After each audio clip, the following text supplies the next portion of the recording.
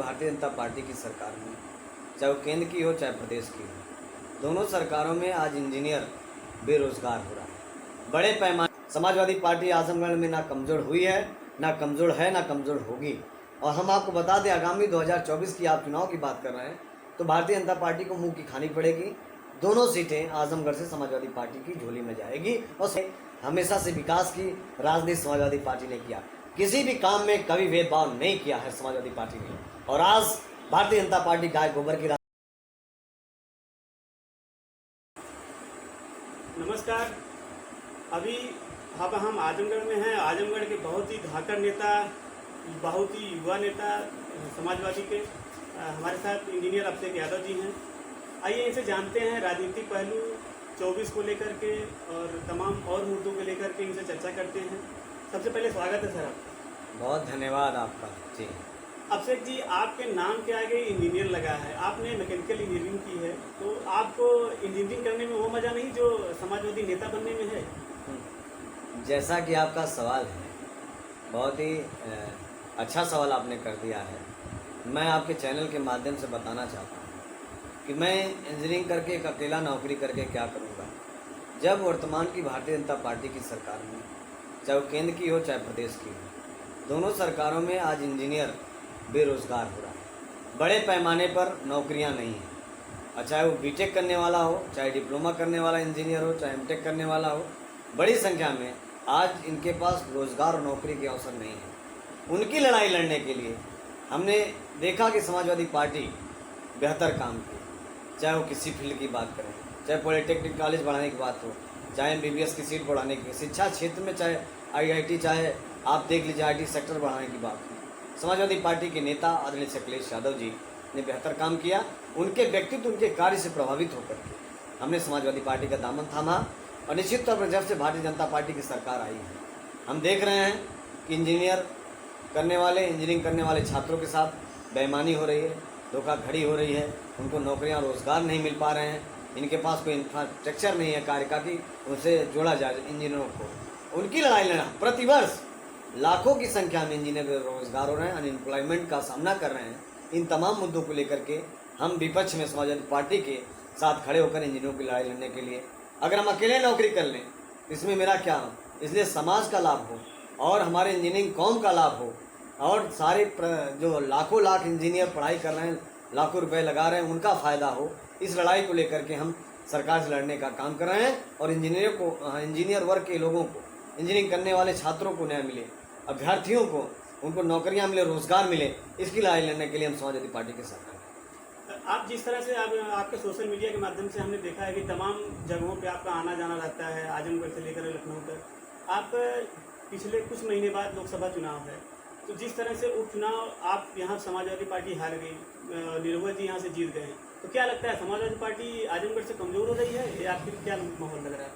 Bharatiya Janata party तमाम हथकंडे अपनाती हैं, झूठ फरेब की राजनीति करती है, इसके पास विकास है नहीं इसलिए विकास की बात नहीं करती है। ये धर्म का आड़ लेकर के, ये गुमराह करने वाली भाषा ला करके, कट्टरता की बात करके, बरगला करके जिस प्रकार से, और प्रशासन का दुरुपयोग करके जिस प्रकार से, बहुत ही जिसे सांसद में प्रथम अवार्ड मिला, इतने अच्छा वक्ता, इतना अच्छा सांसद होने का, ऐसे नेता आदरणीय धर्मेंद्र यादव जी को जालसाजी से हराया गया। वो हारे नहीं थे, चंद वोटों से उन्हें हराया गया है।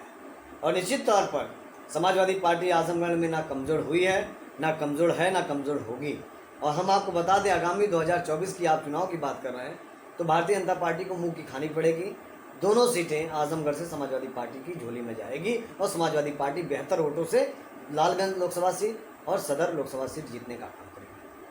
अच्छा, तो अभी पिछले कुछ दिनों में और भी मतलब लोकसभा चुनाव है, तो प्रदेश में आप कितनी सीटें ला रहे हैं? जिस तरह से आप नगर निगम की बात करें तो नगर निगम में बीजेपी ने काफ़ी सीटें जीती हैं, तो इसमें क्या आपको लग रहा है कि पार्टी की नीति या फिर कार्यशैली किस तरीके से गड़बड़ हो जा रही है, जो अदर छोटे छोटे इलेक्शन में जो कि बहुत रीढ़ की हड्डी कही जाती है, इसमें आपकी कहीं न कहीं हार दिखी जा रही है, तो इस पर क्या कहेंगे? जैसे आपके पास आंकड़े होंगे, इस नगर निकाय चुनाव में कई सीटें बढ़ी हैं, वोट परसेंटेज बढ़ा हमारा, हम लड़ रहे हैं लगातार मुख्य विपक्षी पार्टी के रूप में समाजवादी पार्टी भारतीय जनता पार्टी का सामना कर रही है।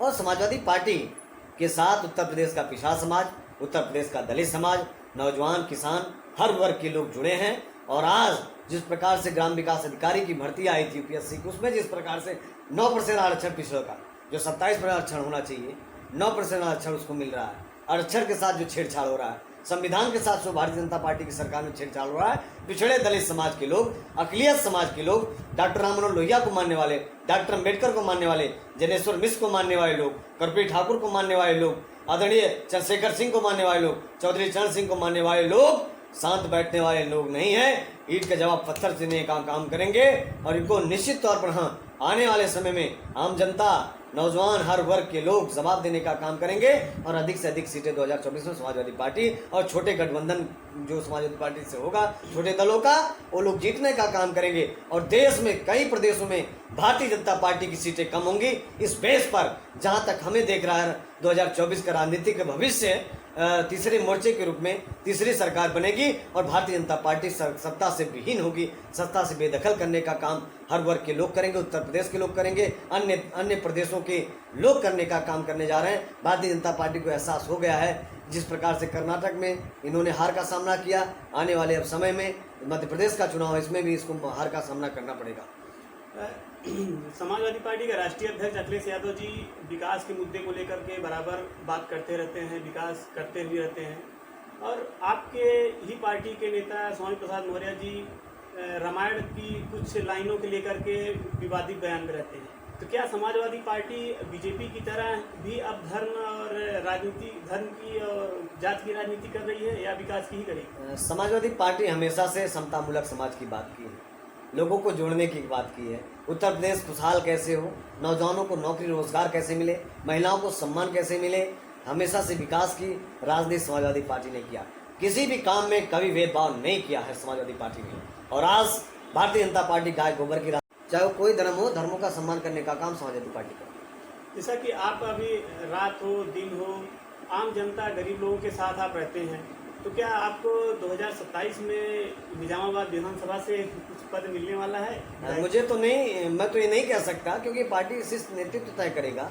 लेकिन समाजवादी पार्टी जो भी जिम्मेदारी तय करेगी, चाहे वो संगठन में करे या हमें आगे आगामी चुनाव लड़ाना चाहती है, अगर पार्टी समझती कि मैं उस योग्य हूँ और मैं लगातार अपने काम को ईमानदारी से करता रहा हूँ, जनता के बीच बना हूँ, पार्टी के हर कार्यक्रमों में सक्रिय सहभागिता निभाता हूँ, अगर पार्टी को लग रहा है और निजामाबाद की जनता को लग रहा है कि मैं उनके लायक उनका प्रतिनिधि कर सकता हूं, या उत्तर प्रदेश के किसी भी विधानसभा से लोग अगर चाहेंगे कि मैं प्रतिनिधि करने योग्य हो गया हूं, और समाजवादी पार्टी अगर चाहती है कि संगठन में रह करके मैं काम कर सकता हूं और बेहतर पार्टी को मजबूत कर सकता हूं, तो पार्टी जो भी जिम्मेदारी तय करेगी उसको बाखूबी निभाने का काम मैं करूँगा, क्योंकि मैं पार्टी का अनुशासित सिपाही हूँ। आपसे एक व्यक्तिगत सवाल है कि आप काफ़ी चर्चा में रहते हैं, ज़मीन से लेकर के सोशल मीडिया पे। तमाम लोगों से मैंने सुना है कि आप शादी कब करेंगे? ये सवाल बड़ा आपका है। समय के साथ सारे कार्य होते हैं। समय हो गया सर, बारिश है। आप देखिए, मैं क्या कह रहा हूँ कि समय आएगा और सबसे पहला निमंत्रण आपको दूंगा, पत्रकार साथी। और जहाँ आप रहेंगे, आप जिस भी फील्ड में होंगे, जहाँ पत्रकारिता करते होंगे, सबसे पहले आपको निमंत्रण मिलेगा। निश्चित तौर पर ये जीवन का एक सत्य है, सबको दाम्पत्य जीवन में बढ़ना चाहिए और समाज भी इसको स्वीकार करता है। समय आएगा, वो भी घड़ी नजदीक आने वाली है, उसको आपको रिपोर्ट मिलेगी और कोशिश रहेगी कि इस शादी में समाजवादी पार्टी के राष्ट्रीय अध्यक्ष समाजवादी शीर्ष नेतृत्व भी शामिल हो। चलिए, बहुत बहुत धन्यवाद आपका। आपने देखा है अभी तमाम मुद्दों पे बढ़ चढ़ के बातचीत हुई हमारी, और बहुत ही सरल स्वभाव से माननीय नेताजी ने बहुत अच्छी बात कही और अपने पार्टी की विचारधाराओं को भी किस तरह से 2024 में ये आगे आएंगे, किस तरह से पार्टी के 80 से 80 सीटों पर इनकी जीत दर्ज होगी, तमाम मुद्दों पर बात हुई। आप इस बारे में क्या सोचते हैं, कमेंट करके जरूर बताएं। बहुत बहुत धन्यवाद।